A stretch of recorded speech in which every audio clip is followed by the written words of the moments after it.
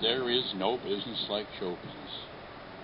Unfortunately, the only history we can intelligently talk about is recorded history.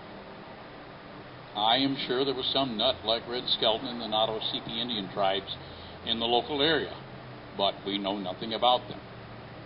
Of course, history did not start with the arrival of the white man, but most recorded history did.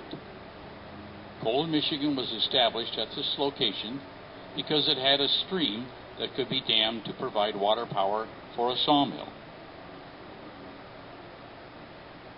Lorenzi Shell House arrived at the present-day location of Colon in 1830. He was born in Jackson, Michigan in 1894.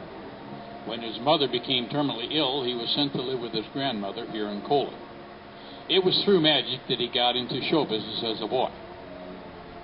My first show was almost my last, Monk once said. The druggist who sold me the ingredients for the wine-to-water trick forgot to tell me not to drink the stuff. I darn near died in show business. This picture of Monk and his buddies, Mortimer Schnerd, Edgar Bergen, and Charlie McCarthy, was taken on Palmer Lake right here in Colon.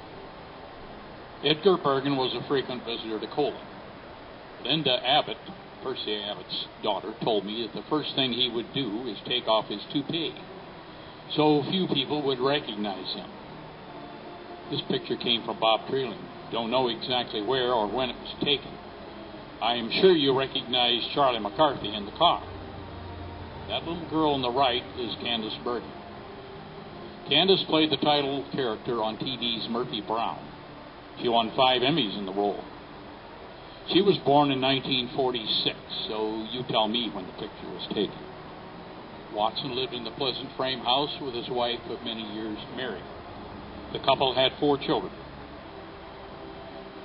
Monk wrote this memory of his child. This photo was taken in 1913. Harry Blackstone was one of the more prominent stage magicians of the early 1900s. Harry Bouton, Blackstone was his stage name, was born in Chicago, the son of a hat maker. He and his brother Peter began their stage careers doing comedy magic.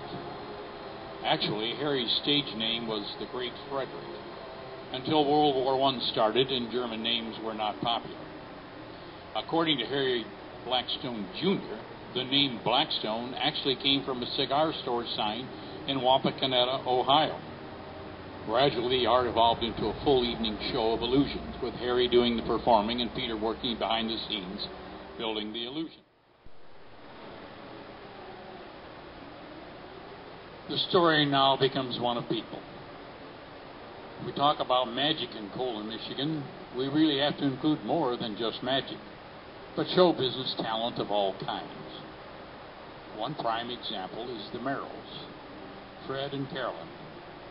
Neither one was ever a magician, but how could we forget them in this story? He was an expert juggler in vaudeville and later became an advanced booker in New York and the advanced publicity man for the Blackstone Show.